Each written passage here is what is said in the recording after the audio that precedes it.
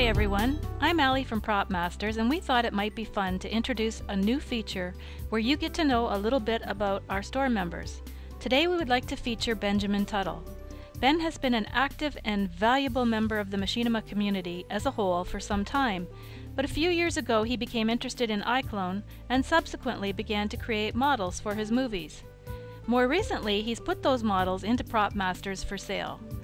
Welcome, Benjamin. So tell us a little bit about your background.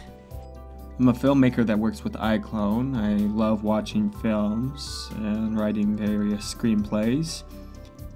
I'm a former The Movies Online user before it closed down, and also I was a former moderator and content creator at the Director's Cut Modding Foundry before it closed its doors recently. I used to use the movies. I kind of still do, but not much. I'm trying to steer away from it. And I've made over 40, maybe around 50 productions with the movies in Iclone. Okay, well obviously you're very passionate about filmmaking. I also heard that you were going to school in this field. Can you tell us if that's correct and where you go to school and what you're taking?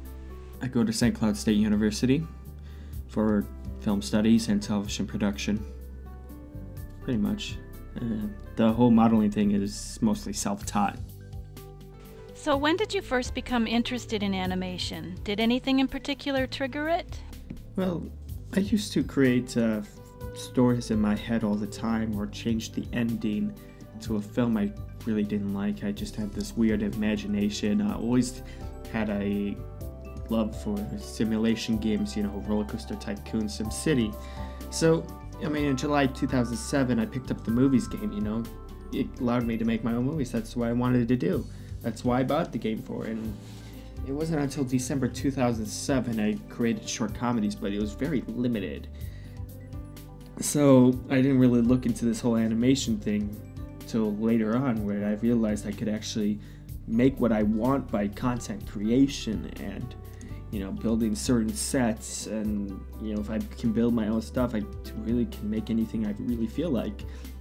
And it was actually a couple years ago when I picked up Blender. Then I started getting more and more interested in the idea of animation and content creation. What goes into making a cartoon? What goes into making something 3D, a 3D model? I usually take apart game models and take a look at how do they make it, and it's kind of an interesting way to learn. Now, I know you're obviously using Iclone 5 and 3D Exchange for making your movies now. What software do you use to do your modeling? When it comes to software, I use Blender 2.49b. I've always used it. I know how to use the newer versions. The interface has changed a little, so it will take some getting used to. It takes some getting time used to it, from the transition. But I always use Blender 2.49b because that's the scripts for the movies. That's how you import stuff into the game and export, certain meshes, or how to tweak certain faces. So, I've stuck by it ever since, and frankly, that's really what I use. But when it comes to making text meshes, like any font from my computer, I use the newer version of Blender, but I mostly use Blender 2.49b. Well, good for you. I've heard that Blender is a very challenging program, so congratulations to you for mastering it. Now, is there something about Iclone that you like over some of the other programs you've used? With Iclone, there's much more freedom to use things. Obviously, to adjust lighting, that never happens in the movies. You only have like 3 or 4 sets of lights. With Iclone, you can move around the lighting. Also, camera work is you have more control over the camera and what to do with it. The ability to create canted angles is it's amazing, really. There's only a couple of functions for the movies. Also, you could move around sets, where in the movies, it's much more fixed. The actors are in one location unless you create a whole set and you change it around. So it's much more freedom to do whatever you want. It takes much more work, absolutely. And also the modding and content creation for Iclone is a whole lot simpler. There's no grouping or parenting, and as you would see in the movies game, and also the textures are much better graphics. my personal opinion. I get to build really high poly stuff if I wanted to, but, well, there's a problem, but it's much more higher. You could build more higher poly stuff than the movies. So basically, better control over my productions. That's what I really want, because, you know, it's a big thing. Control is a major thing. Okay, so how long have you been using Iclone? When did you first start using it? I won Iclone 4 in a competition around December of 2010, but I did not release a full project until December of 2011. I spent most of the time just kind of figuring out how to create a film using Iclone. You know, the best ways, you know, how to just kind of looking at the animations and the lighting and trying to figure out what's going on here. Now, I've heard that you host an online radio show. When is that on and what is it about? Yes, my radio show.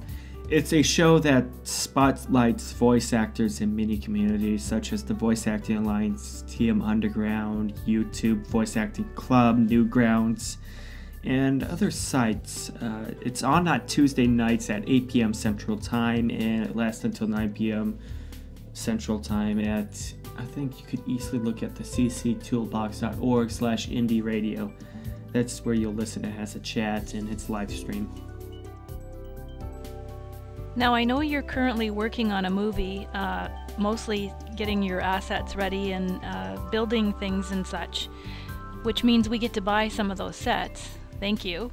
But can you tell us a little bit about the movie? The film I'm working on, there's actually two right now, two major projects. The main one I'm working on right now is Endgame. It's a project that I picked up from a fellow The Movie's producer, which, you know, come to think about it, when you read the script, it could not be done in the movies. It's 007 Endgame. It's a fan film, of course. I loved the script, and I didn't want it to go to waste. There was a great cast, and I didn't want it to be sitting there for years and years on end. So it was in production for a few years now with no updates or anything like that. So I wanted to, you know, he was really busy with his life, so I wanted to take the project up and finish it. But the movie is a quarter of the way done. The biggest challenge is actually set design, since 007 films have extravagant locations such as the Bahamas and London and Siberia, or it takes you all corners of the globe. The most of the sets that I have to design myself. They're very hard to find, and the ones that I found I'm not very satisfied with. I'm really much of a perfectionist when it comes to set design. If it's just slapped on photos, it's not acceptable.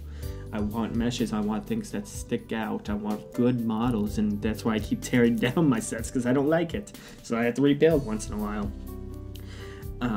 And most of the stuff I have to design by myself, you know, buildings and streets, landscapes, rock formations. I'm rebuilding a neighborhood in London that I saw from Google Earth, you know.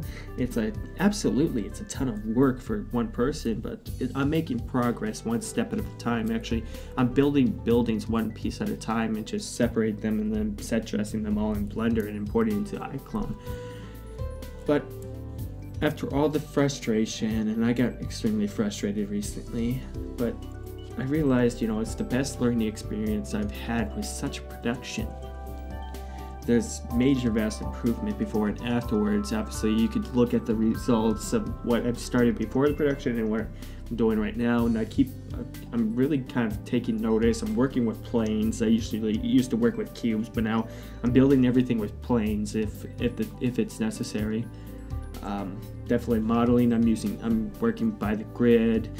You know, I'm using a grid. I'm learning basic well, I have to remember old geometry and working with grids and finding out, you know, parabolas for the best curves and all that. But it's a huge learning experience, this whole thing. And definitely, yes, I am selling all my models online. That London back you see is part of it, but it's kind of separate. You know, I just want to, because it's a tough time finding these sets, and I really want to make it easier for people so they don't have to build it themselves. But after Endgame, Synergy is up next. It's not as extravagant as Endgame, but it's a little longer. It mostly takes place in cities, which Iclone thankfully has sets for. I may have to build a couple sets, but it's not as much as Endgame where I have to start everything from scratch. But that's where it is. I'm usually just working on either both of those, or I'm working on something new. I might write a script for the Machinima Expo, but I have to wait and see. Well, Ben, I'd like to thank you for stopping by today and talking to us. I think now we know a little bit more about you. We're looking forward to seeing more and more of your sets in the store. I know you're building quite a few things right now, very impressive things, and we look forward for more to come. So thanks again. Bye for now, everyone.